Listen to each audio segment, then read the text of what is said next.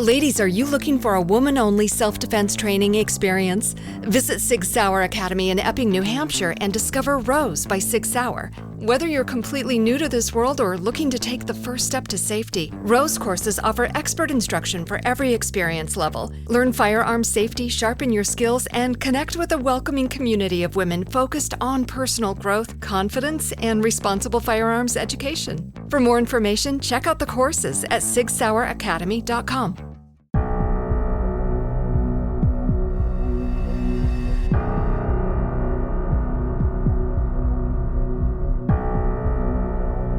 Welcome to Horror Stories Podcast. I'm Robert Crandall, a human host. I hope you enjoy this episode as well as the 222 other episodes available at this time.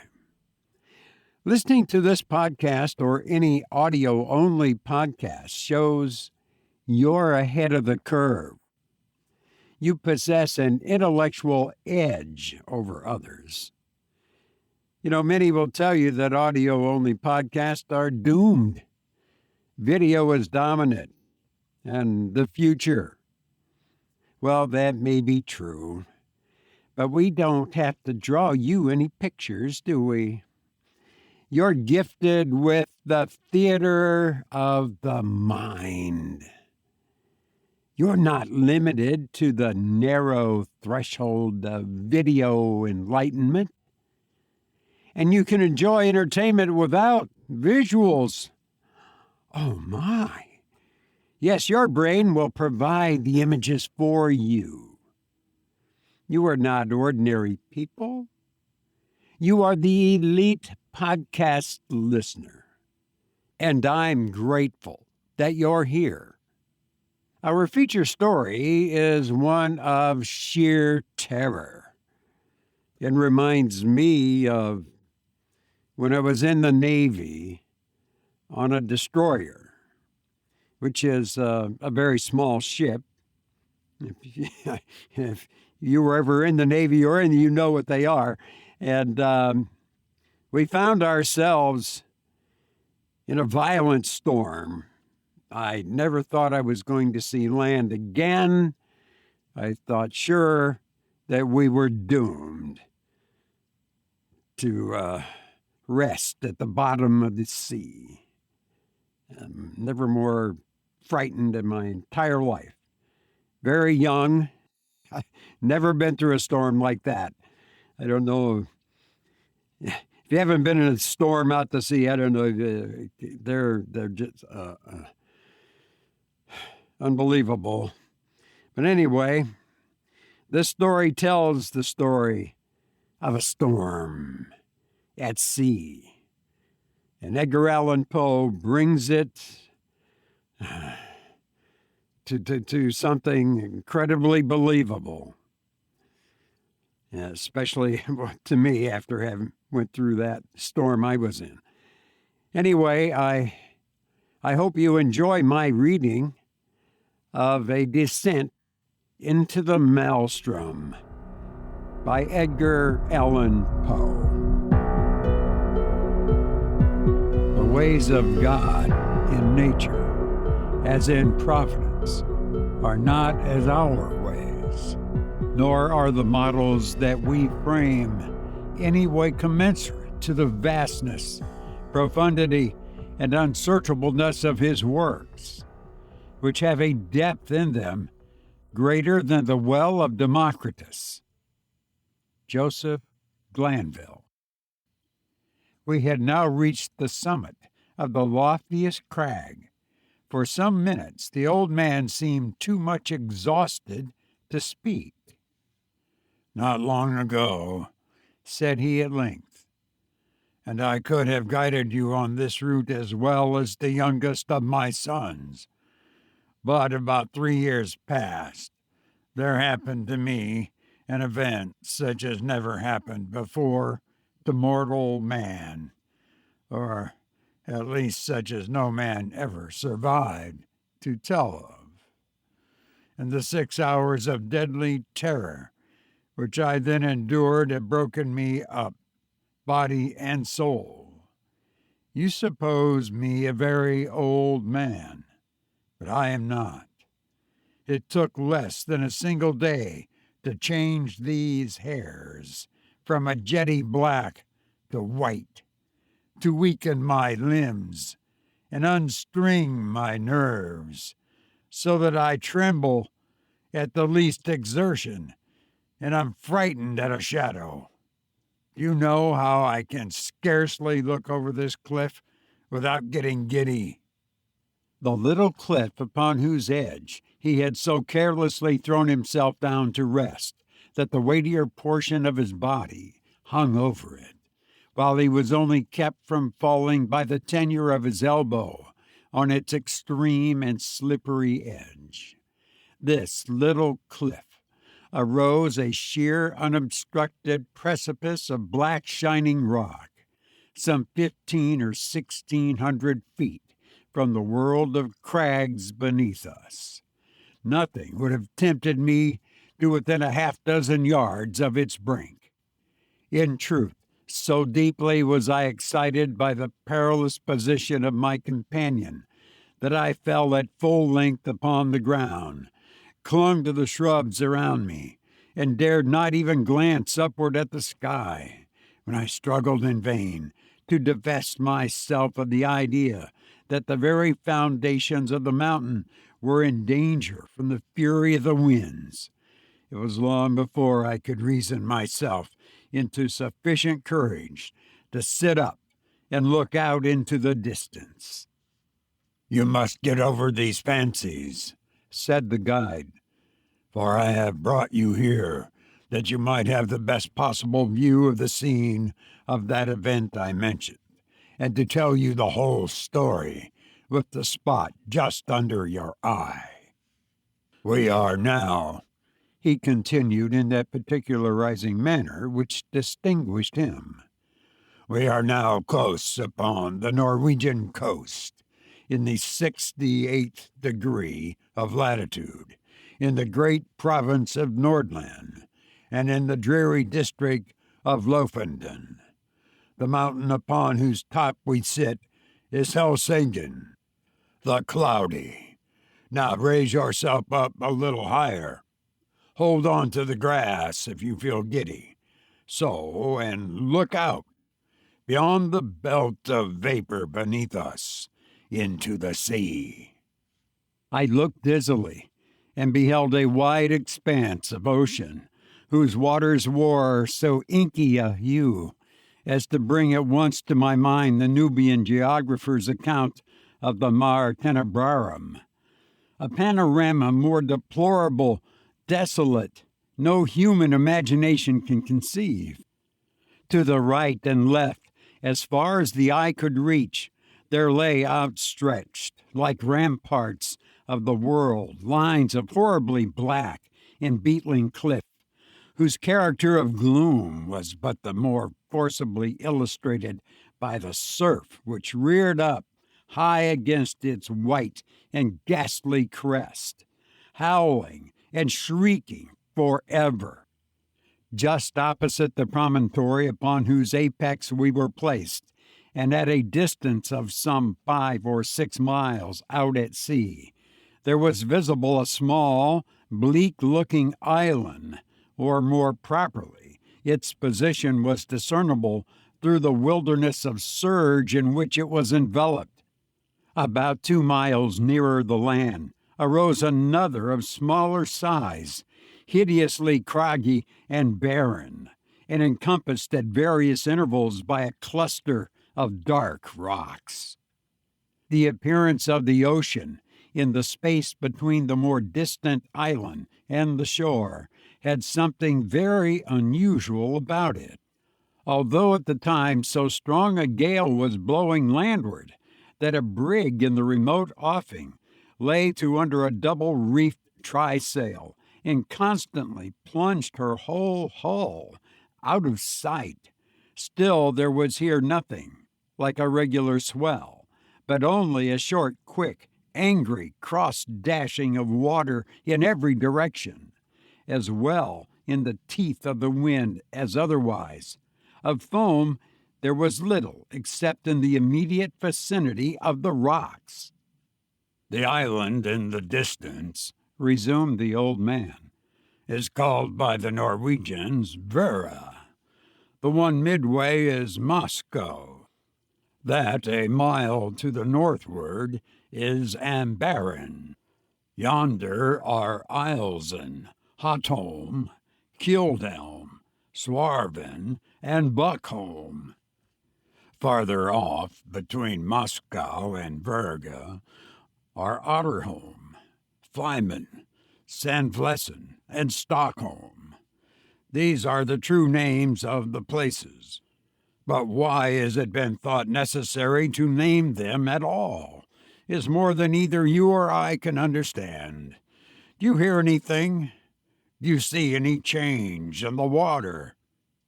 We had now been about 10 minutes upon the top of Helsingen, to which we had ascended from the interior of Lofoten, so that we had caught no glimpse of the sea until it had burst upon us from the summit. As the old man spoke, I became aware of a loud and gradually increasing sound, like the moaning of a vast herd of buffaloes upon an American prairie. And at the same moment I perceived that what seemed in turn the chopping character of the ocean beneath us was rapidly changing into a current which set to the eastward. Even while I gazed, this current acquired a monstrous velocity, each moment added to its speed, to its headlong impetuosity. In 5 minutes the whole sea, as far as Verga, was lashed into an ungovernable fury, but it was between Moscow and the coast that the main uproar held its sway. Here the vast bed of waters seemed, and scarred into 1,000 conflicting channels, burst suddenly into a frenzied convulsion, heaving, boiling, hissing, gyrating in gigantic and innumerable vortexes, and all whirling and plunging onto the eastward with a rapidity which water never elsewhere assumes except in precipitous descents. In a few minutes more, there came over the scene another radical alteration. The general surface grew somewhat more smooth, and the whirlpools, one by one, disappeared, while prodigious streaks of foam became apparent where none had been seen before. These streaks, at length, spreading out to a great distance and entering into combination, took unto themselves the gyratory motion of the subsided vortexes, and seemed to form the germ of another more vast. Suddenly, very suddenly, this assumed a distinct and definite existence, in a circle of more than a mile in diameter. The edge of the whirl was represented by a broad belt of gleaming spray, but no particle of this slipped into the mouth of the terrific funnel, whose interior, as far as the eye could fathom it, was a smooth, shining, and jet-black wall of water, inclined to the horizon at an angle of some 45 degrees, speeding dizzily around and round, with a swaying and sweltering motion, and sending forth to the winds an appalling voice, half shriek, half roar, such as not even the mighty cataract of the Niagara ever lifts up in its agony to heaven. The mountain trembled to its very base, and the rock rocked. I threw myself upon my face and clung to the scant herbage in an excess of nervous agitation. "This," said I at length to the old man, "this can be nothing else than the great whirlpool of Maelstrom." "So it is sometimes termed," said he.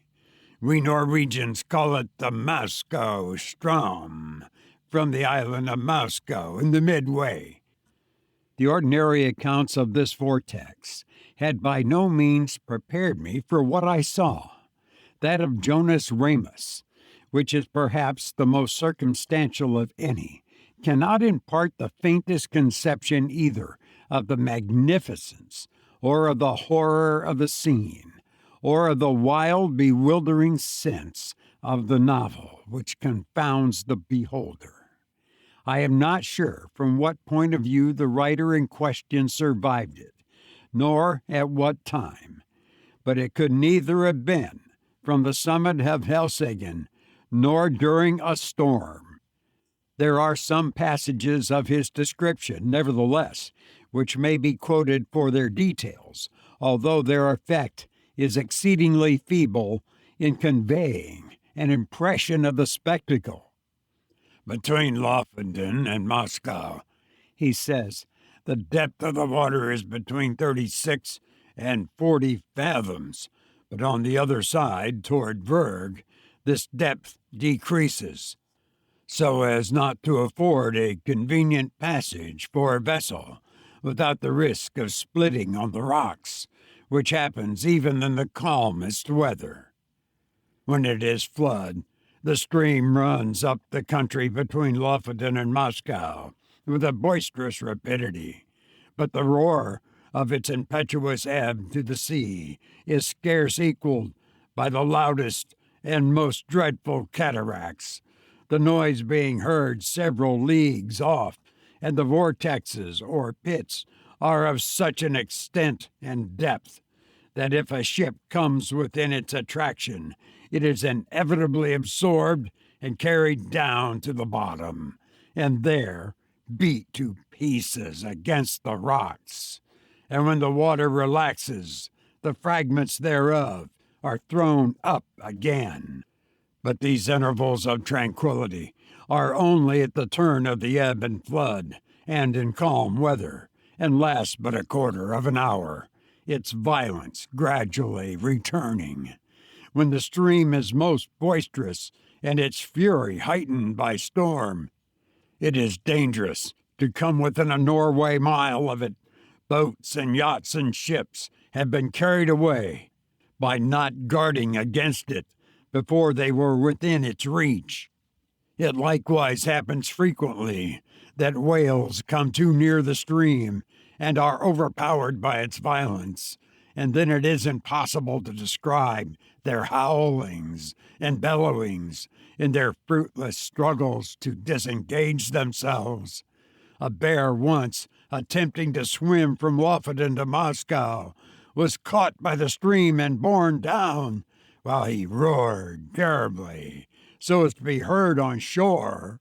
Large stalks of firs and pine trees, after being absorbed by the current, rise again broken and torn to such a degree as if bristles grew upon them.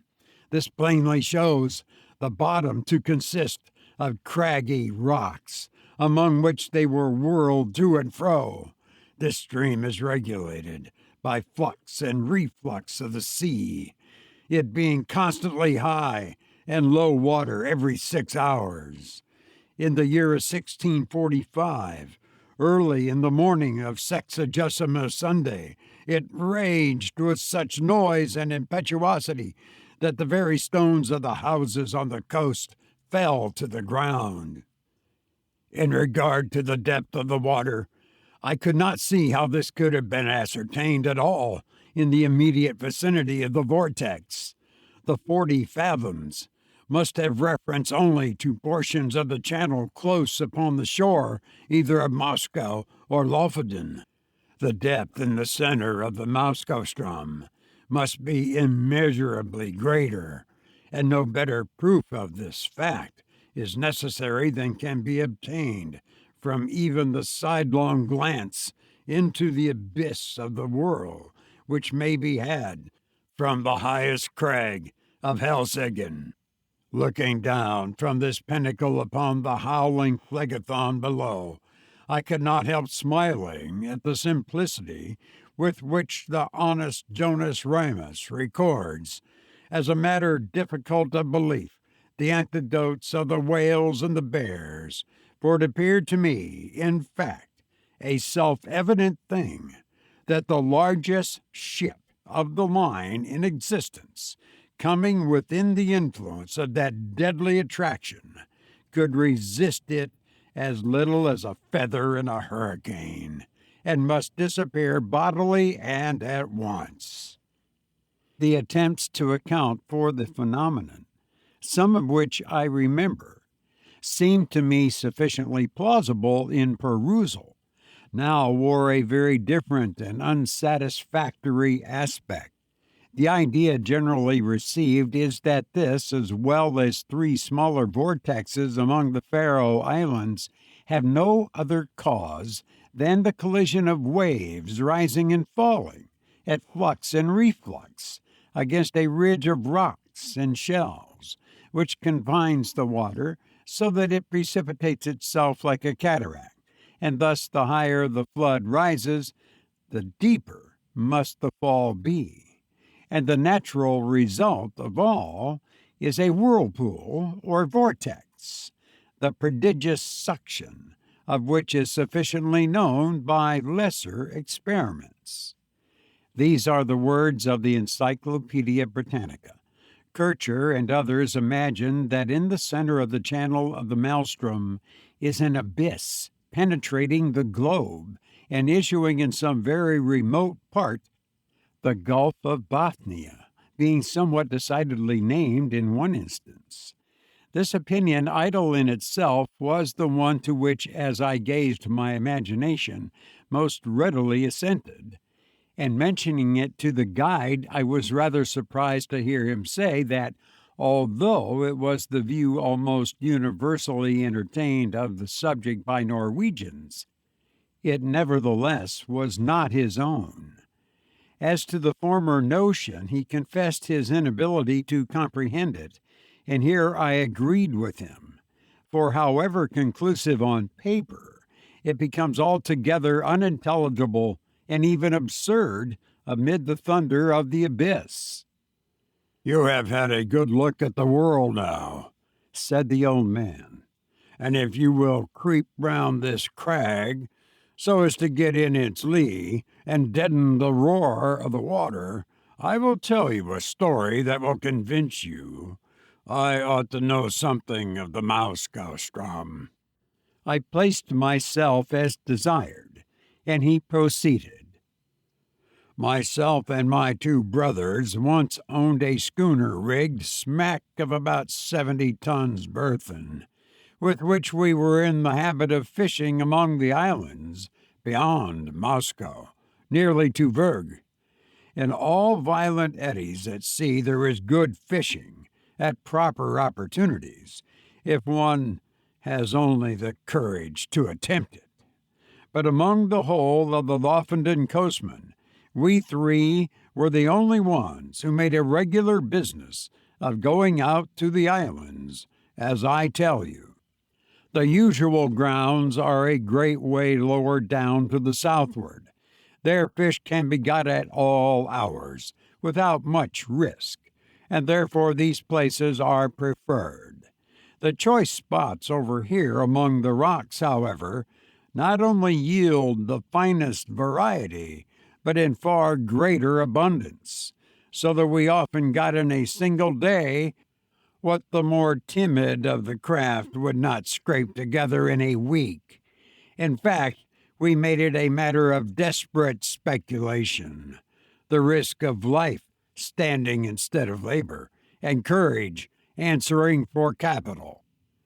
We kept the smack in a cove about 5 miles higher up the coast than this, and it was our practice in fine weather to take advantage of the 15-minute slack to push across the main channel of the Maelstrom, far above the pool, and then drop down upon anchorage somewhere near Otterholm or Sandflessen, where the eddies are not so violent as elsewhere. Here we used to remain until nearly time for slack water again, when we weighed and made for home. We never set out upon this expedition without a steady side wind for coming and going, one that we felt sure would not fail us before our return, and we seldom made a miscalculation upon this point. Twice during the 6 years, we were forced to stay all night at anchor on account of a dead calm, which is a rare thing indeed just about here. And once we had to remain on the grounds nearly a week, starving to death, owing to a gale which blew up shortly after our arrival and made the channel too boisterous to be thought of. Upon this occasion, we should have been driven out to sea in spite of everything, for the whirlpools threw us round and round so violently that at length we fouled our anchor and dragged it, if it had not been that we drifted into one of the innumerable cross-currents, here today and gone tomorrow, which drove us under the lee of Fleeman, where by good luck we brought up. I could not tell you the 20th part of the difficulties we encountered on the grounds. It's a bad spot to be in, even in good weather, but we made shift always to run the gauntlet of the Maelstrom itself without accident, although at times my heart has been in my mouth when we happened to be a minute or so behind or before the slack. The wind sometimes was not as strong as we thought it at starting, and then we made rather less way than we could wish, while the current rendered the smack unmanageable. My eldest brother had a son 18 years old, and I had 2 stout boys of my own. These would have been great assistants at such times in using the sweeps, as well as afterward in fishing. But somehow, although we ran the risk ourselves, we had not the heart to let the young ones get into the danger, for after all is said and done, it was a horrible danger, and that is the truth. It is now within a few days of 3 years since what I'm going to tell you occurred. It was on the 10th day of July, 18, and a day which the people of this part of the world will never forget, for it was one in which blew the most terrible hurricane that ever came out of the heavens, and yet all the morning, and indeed until late in the afternoon, there was a gentle and steady breeze from the southwest, while the sun shone brightly, so that the oldest seaman among us could not have foreseen what was to follow. The 3 of us, my 2 brothers and myself, had crossed over to the islands about 2:00 p.m., and had soon nearly loaded the smack with fine fish, which we all remarked were more plenty that day than we had ever known them. It was just 7 by my watch when we weighed and started for home, so as to make the worst of the storm at slackwater, which we knew would be at 8. We set out with a fresh wind on our starboard quarter, and for some time spanked along at a great rate, never dreaming of danger, for indeed we saw not the slightest reason to apprehend it. All at once we were taken aback by a breeze from over Helseggen. This was most unusual, something that had never happened to us before, and I began to feel a little uneasy, without exactly knowing why. We put the boat on the wind, but could make no headway at all for the eddies, and I was upon the point of proposing to return to anchorage, when, looking astern, we saw the whole horizon covered with a singular copper-colored cloud that rose with the most amazing velocity. In the meantime, the breeze that headed us off fell away, and we were dead becalmed, drifting about in every direction. The state of things, however, did not last long enough to give us time to think about it. In less than a minute, the storm was upon us. In less than 2, the sky was entirely overcast, and what with this and the driving spray, it became suddenly so dark that we could not see each other in the smack. Such a hurricane as then blew it is folly to attempt describing. The oldest seaman in Norway never experienced anything like it. We had let our sails go by the run before it cleverly took us, but at the first puff Both our masts went by the board as if they had been sawed off, the mainmast taking with it my youngest brother. Our boat was the lightest feather of a thing that ever sat upon water. It had a complete flush deck, with only a small hatch near the bow, and this hatch it had always been our custom to batten down when about to cross the Strom, by way of precaution against the chopping seas. But for this circumstance, we should have foundered at once, for we lay entirely buried for some moments. How my elder brother escaped destruction I cannot say, for I have never had an opportunity of ascertaining.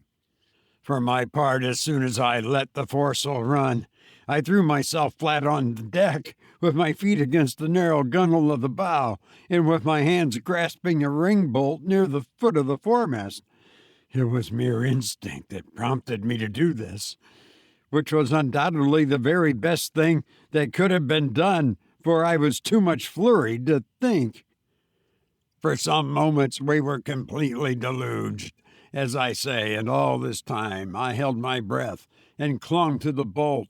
When I could stand it no longer, I raised myself upon my knees, still keeping hold with my hands, and thus got my head clear.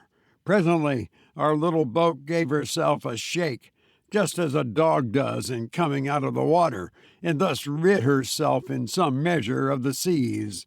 I was now trying to get the better of the stupor that had come over me, and collect my senses so as to see what had to be done, when I felt somebody grasp my arm. It was my elder brother, and my heart leaped for joy, for I had made sure that he was overboard. But the next moment all this joy was turned into horror, for he put his mouth close to my ear and screamed out the word Maelstrom. No one will ever know what my feelings were at that moment. I shook from head to foot, as if I had the most violent fit of the ague. I knew what he meant by that one word well enough. I knew what he wished to make me understand. With the wind that now drove us on, we were bound for the whirl of the Strom, and nothing could save us. You perceive, in crossing the Strom Channel, we always went a long way above the whirl, even in the calmest weather, and then we had to wait and watch carefully for the slack. But now we were driving right upon the pool itself, and in such a hurricane as this. To be sure, I thought, we shall get there just about the slack. There is some little hope in that. But in the next moment, I cursed myself for being so great a fool as to dream of hope at all. I knew very well that we were doomed, that we had been 10 times a 90-gun ship. By this time the first fury of the tempest had spent itself, or perhaps we did not feel it so much as we scudded before it. But at all events the seas, which at first had been kept down by the wind and lay flat and frothing, now got up into absolute mountains. A singular change, too, had come over the heavens. Around in every direction it was still as black as pitch, but nearly overhead there burst out, all at once, a circular rift of clear sky, as clear as I ever saw, and of deep, bright blue, and through it there blazed forth the full moon with a luster that I never before knew her to wear. She lit up everything about us with the greatest distinctness, but, oh God, what a scene it was to light up! I now made 1 or 2 attempts to speak to my brother, but in some manner which I could not understand. The din had so increased that I could not make him hear a single word, although I screamed at the top of my voice in his ear. Presently he shook his head, looking as pale as death, and held up one of his fingers, as if to say, "Listen." At first I could not make out what he meant, but soon a hideous thought flashed upon me. I dragged my watch from its fob. It was not going. I glanced at its face by the moonlight and then burst into tears as I flung it far away into the ocean. It had run down at 7 o'clock, and we were behind the time of the slack, and the whirl of the Strom was in full fury.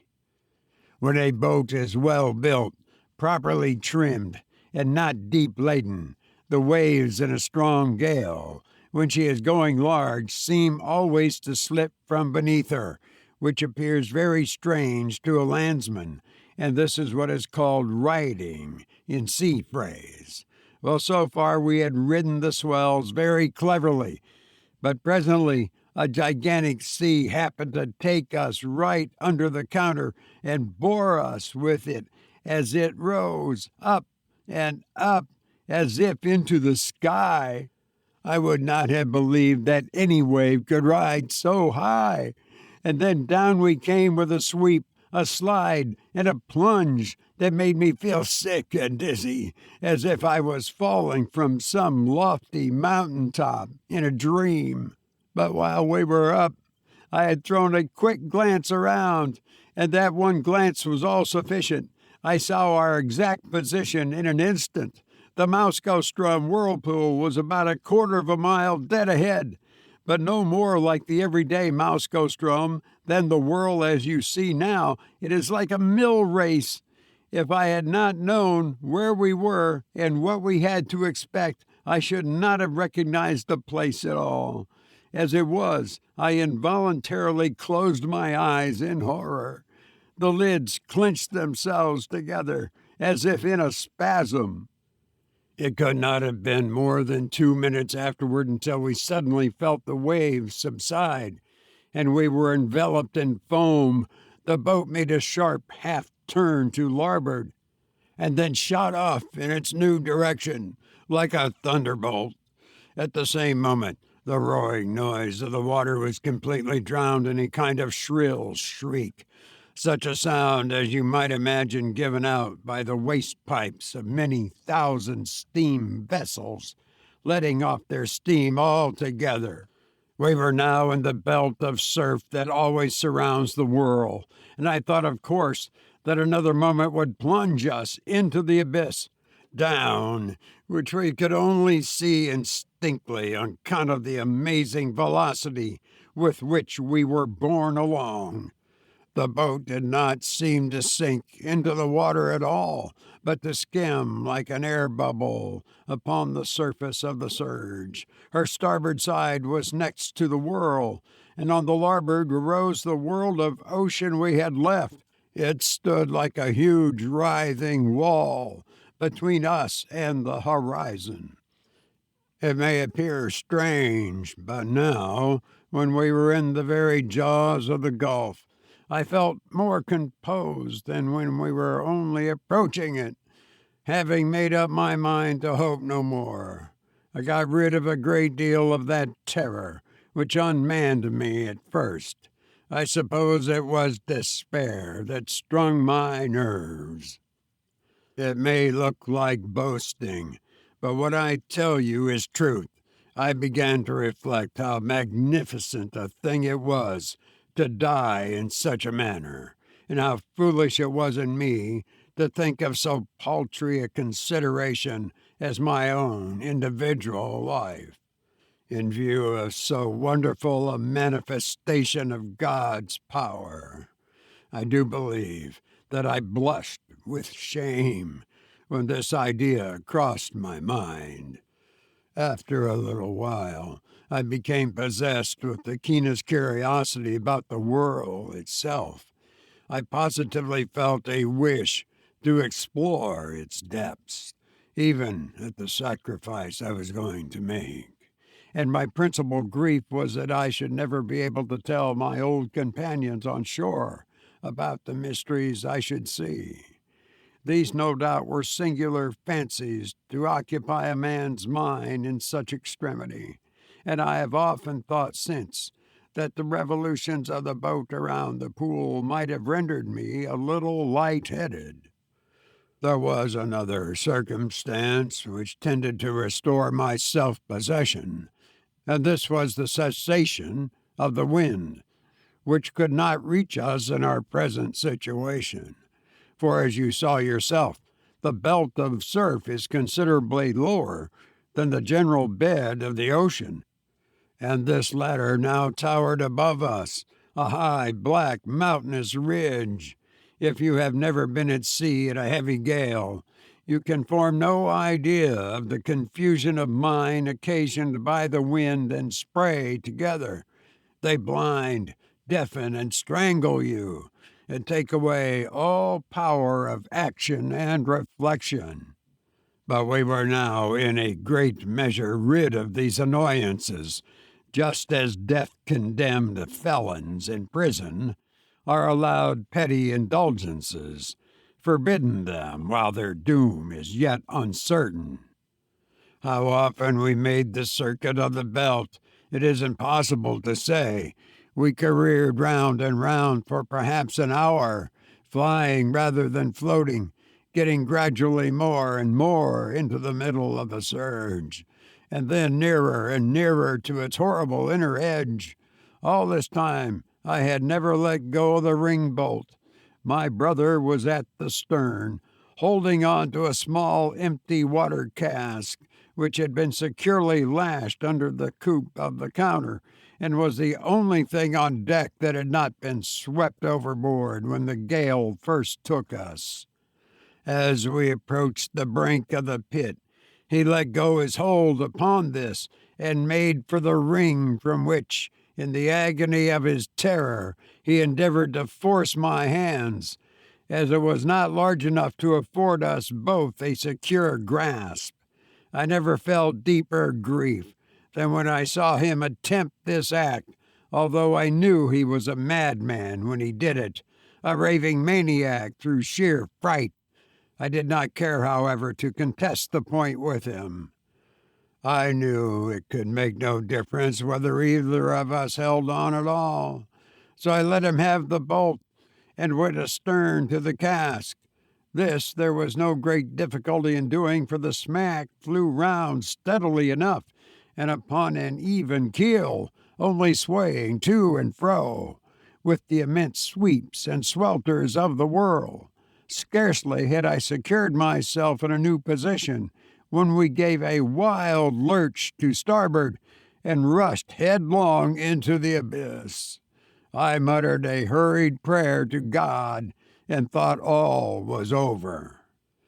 As I felt the sickening sweep of the descent, I had instinctively tightened my hold upon the barrel and closed my eyes. For some seconds I dared not open them, while I expected instant destruction and wondered that I was not already in my death struggles with the water. But moment after moment elapsed. I still lived. The sense of falling had ceased, and the motion of the vessel seemed much as it had been before, while in the belt of foam, with the exception that she now lay more along. I took courage and looked once again upon the scene. Never shall I forget the sensations of awe, horror, and admiration which I gazed about me. The boat appeared to be hanging, as if by magic, midway down upon the interior surface of a funnel vast in circumference, prodigious in depth, and whose perfectly smooth sides might have been mistaken for ebony, but for the bewildering rapidity with which they spun around, and for the gleaming and ghastly radiance they shot forth, as the rays of the moon from that circular rift amid the clouds which I have already described streamed in a flood of golden glory along the black walls and far away down in the inmost recesses of the abyss. At first, I was too much confused to observe anything accurately. The general burst of the terrific grandeur was all that I beheld. When I recovered myself a little, however, my gaze fell instinctively downward. In this direction I was able to obtain an unobstructed view, from the manner in which the smack hung on the inclined surface of the pool. She was quite upon an even keel, that is to say, her deck lay in a plane parallel with that of the water, but this latter sloped at an angle of more than 45 degrees, so that we seemed to be lying upon our beam ends. I could not help observing, nevertheless, that I had scarcely more difficulty in maintaining my hold and footing in this situation than if we had been upon a dead level, and this, I suppose, was owing to the speed at which we revolved. The rays of the moon seemed to search the very bottom of the profound gulf, but still I could not make out nothing distinctly, on account of the thick mist in which everything there was enveloped, and over which there hung a magnificent rainbow, like that narrow and tottering bridge which Mussulmans say is the only pathway between time and eternity. This mist, or spray, was no doubt occasioned by the clashing of the great walls of the funnel, as they all met together at the bottom, but the yell that went up to the heavens from out of that mist I dare not attempt to describe. Our first slide into the abyss itself, from the belt of foam above, had carried us a great distance down the slope, but our farther descent was by no means proportionate. Round and round we swept, not with any uniform movement, but in dizzying swings and jerks that sent us sometimes only a few hundred yards, sometimes nearly the complete circuit of the world.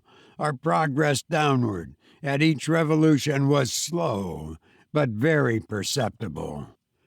Looking about me upon the wide waste of liquid ebony, on which we were thus borne, I perceived that our boat was not the only object in the embrace of the world. Both above and below us were visible fragments of vessels, large masses of building timber and trunks of trees, with many smaller articles, such as pieces of house furniture and broken boxes, barrels, and staves.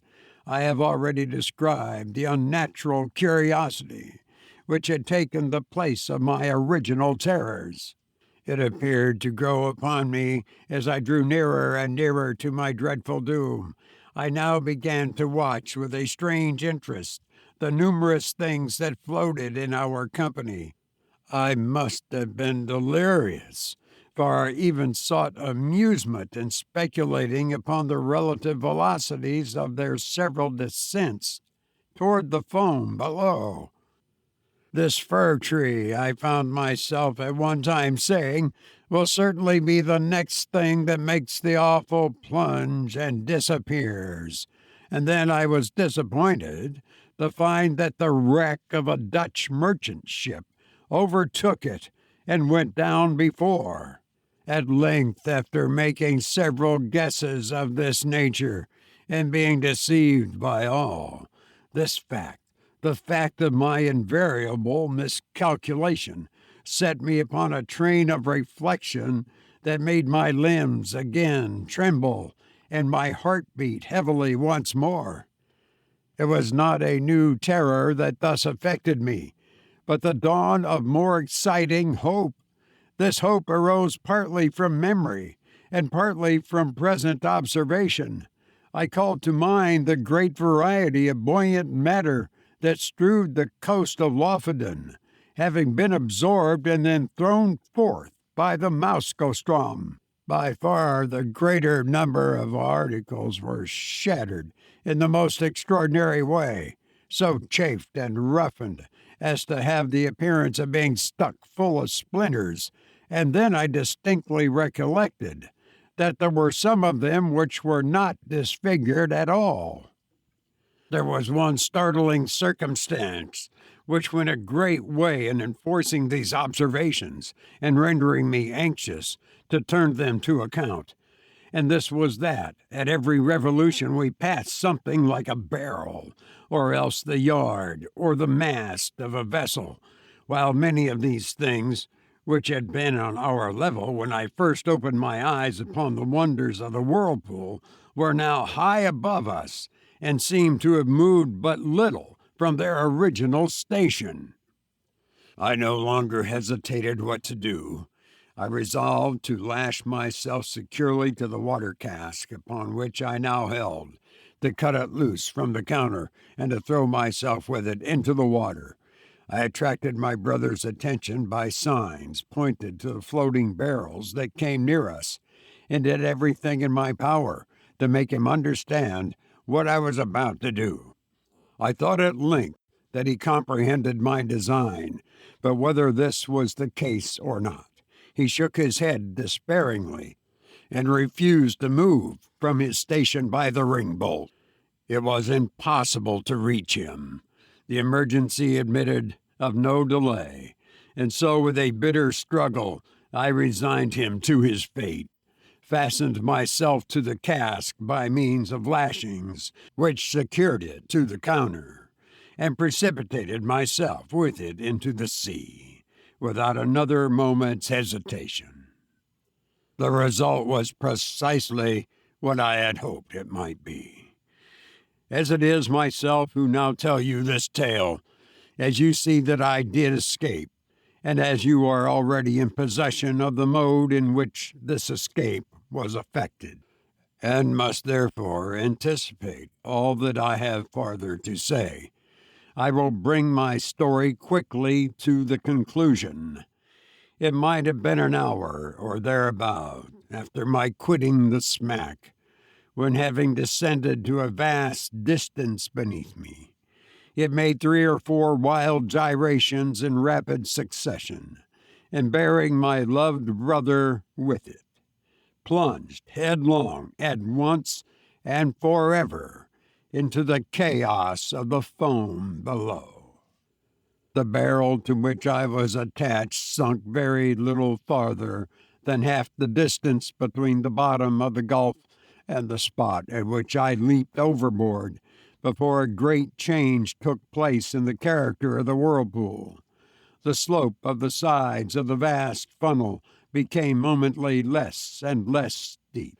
The gyrations of the whirl grew gradually less and less violent. By degrees, the froth and the rainbow disappeared, and the bottom of the gulf seemed slowly to uprise. The sky was clear, the winds had gone down, and the full moon was setting radiantly in the west when I found myself on the surface of the ocean, in full view of the shores of Lofoden, and above the spot where the pool of the Maelstrom had been. It was the hour of the slack, but the sea still heaved in mountainous waves from the effects of the hurricane. I was borne violently into the channel of the Strom, and in a few minutes was hurried down the coast into the grounds of the fishermen. A boat picked me up, exhausted from fatigue, and, now that the danger was removed, speechless from the memory of its horror. Those who drew me on board were my old mates and daily companions, but they knew me no more than they would have known a traveler from the spirit land. My hair, which had been raven black the day before, was as white as you see it now. They say, too, that the whole expression of my countenance had changed. I told them my story. They did not believe it.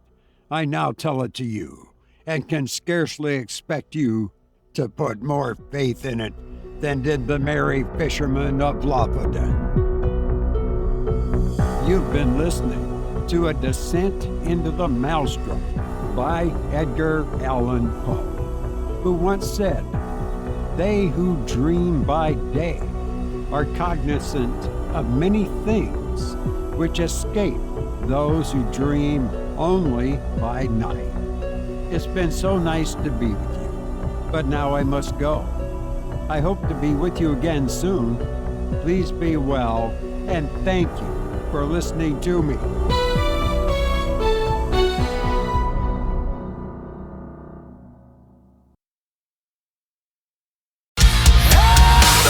Avenged Sevenfold. Good Charlotte. North America Tour 2026.